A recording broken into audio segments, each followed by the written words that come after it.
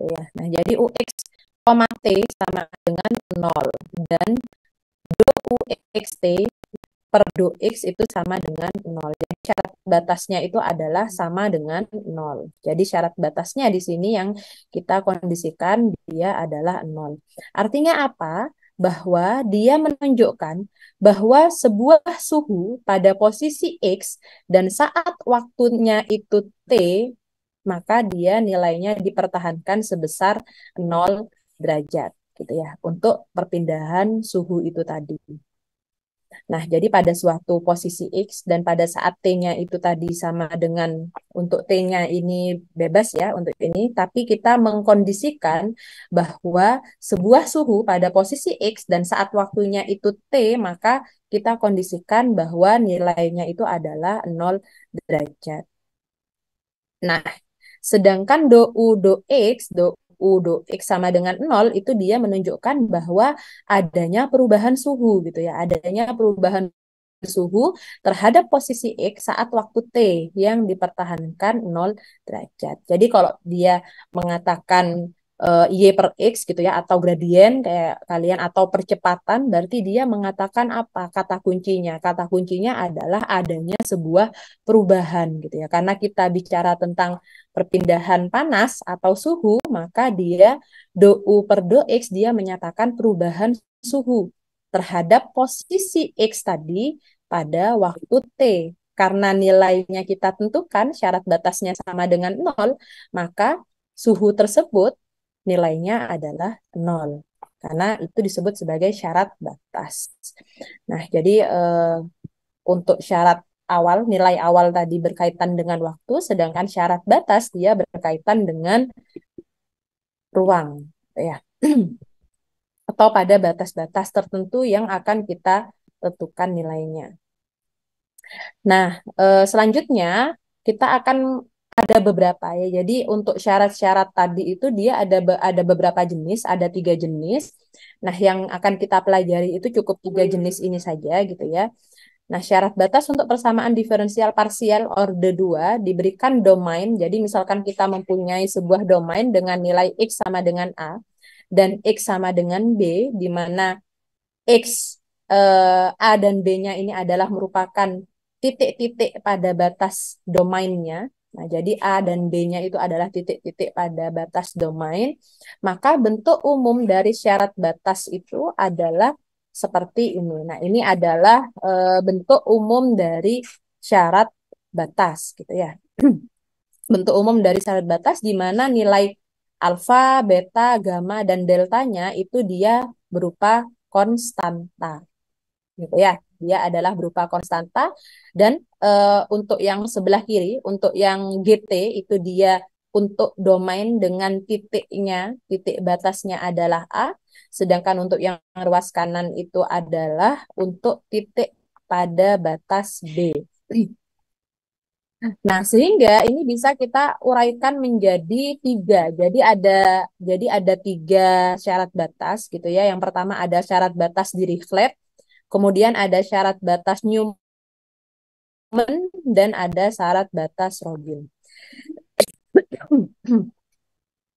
Nah, kalau syarat batas Dirichlet, jadi syarat batas Dirichlet itu dia adalah apabila syarat batasnya itu memberikan nilai dari sembarang fungsi. Jadi misalkan dia memberikan nilai dari sembarang fungsi UXT pada domain atau dapat kita tulis bahwa UXT pada nilainya pada syarat batas X sama dengan A itu sama dengan GT, sedangkan UXT pada syarat batas domainnya itu B, dia nilainya H. GT itu dia adalah sebuah fungsi yang bergantung pada variabel bebas T. Gitu ya. Nah, itu syarat batas Dirichlet. Jadi kalau syarat batas Dirichlet itu adalah syarat batas yang memberikan nilai dari sembarang fungsi.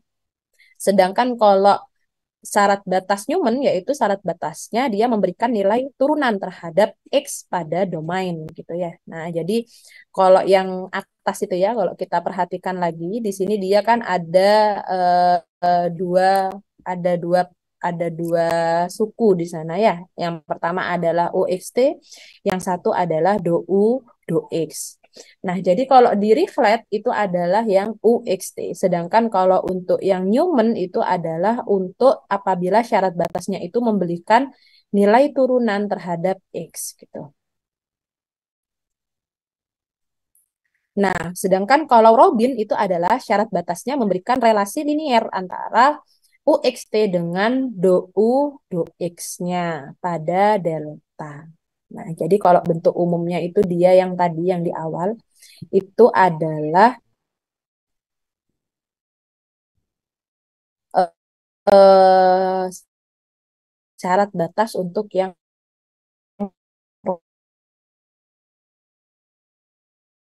UX, T sama dengan sebuah nilai fungsi, misalkan X kuadrat, kalau dia berman, misalkan DOU per DO XX gitu ya, DOU kuadrat per DO XX sama dengan 2X, maka dia disebut sebagai syarat batas Newman gitu ya.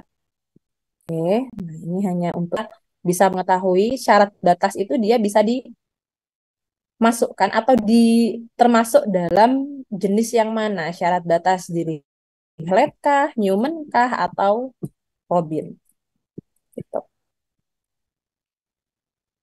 Nah, contohnya ini ya.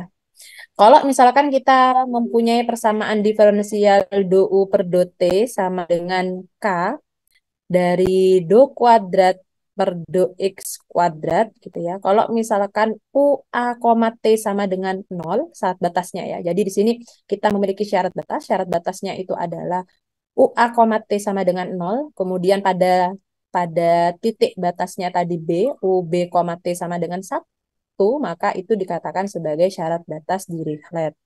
Sedangkan kalau apabila kita fokus terhadap turunannya gitu ya, nilai-nilai sebuah fungsi pada turunannya, maka itu kita sebut sebagai syarat batas Newman. Sedangkan kalau dia berupa korelasi linier antara yang tadi, Dirichlet dan Newman tadi, maka itu disebut sebagai syarat batas Robin. Tuh. Nah, ini ada beberapa permasalahan ya. Contohnya ini, diberikan sebuah senar dengan panjangnya L yang diikat pada kedua ujungnya.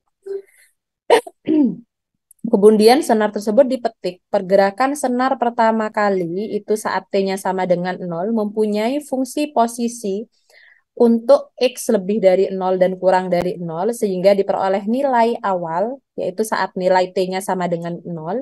Jadi kita mempunyai nilai awalnya yaitu UX, 0 sama dengan Fx.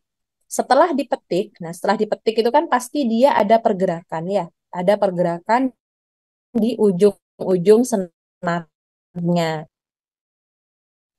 Nah, karena tadi panjang senarnya itu ada di titik batasnya yaitu 0 ya di ujung kanan, kemudian yang ujung yang sebelah kiri itu adalah L, karena dia tadi bilangnya adalah panjangnya adalah L, sehingga penentuan titik-titik batas atau syarat batasnya itu berada di ujung-ujung talinya itu atau di ujung-ujung senarnya, sehingga kita bisa menentukan untuk eh, titiknya yaitu adalah 0 dan L.